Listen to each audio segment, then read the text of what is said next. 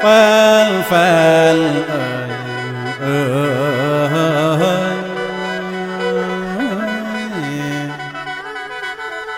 หลับแฟนเอ่ยแฟนผมสิมาลำเรืองยาเสพติดผิดภัยใหญ่เตือนลูกหลานผู้คืนไม่ให้หูจักผิดไทยของภัยรายให้จื้อเอามาขอยกมาเป็นเขาพ่อสังเขปให้เล็งเห็นมีเฮโรอีนกับกัญชายาอี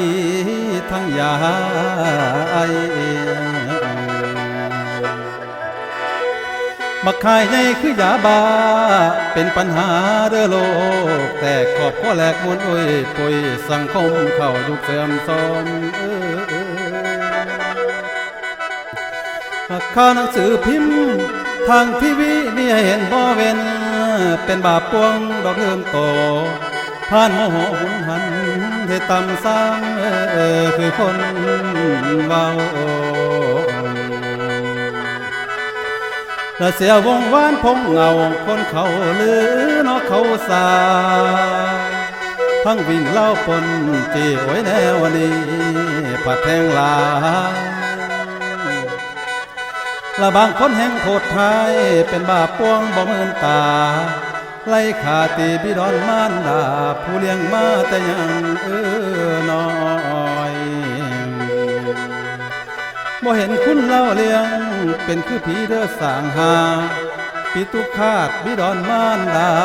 ย้อนยาบ้าแท้ๆหาทางแก้นั่นซอยกันเฮ้ยรัฐบาลว่านั้นเพิ่นออกแบบระวางกฎโทษของยาเสพติดเพิ่นคิดการดอกวางไว้ผู้เสพตายผู้ขายได้ติดตารางเด้อติดคุก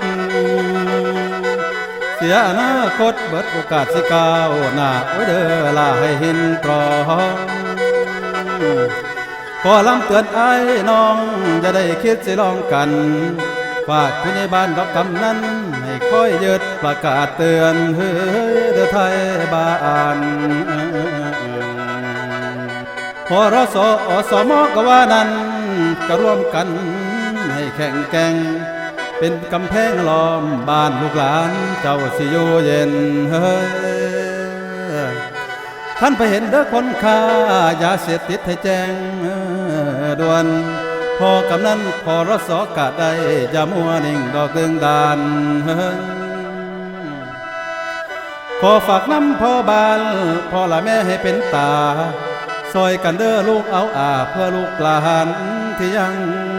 น้อยข้าหนอทำเสือจอยมันเสียทีสิลิโยมาร่วมกันเป็นโมปราบยาเสพติดปราบยาบ้าให้สิ้นอย่าเหลือไว้ให้เฮ็ดแนววันชัยเว้าอย่าสิลืมนานวันใน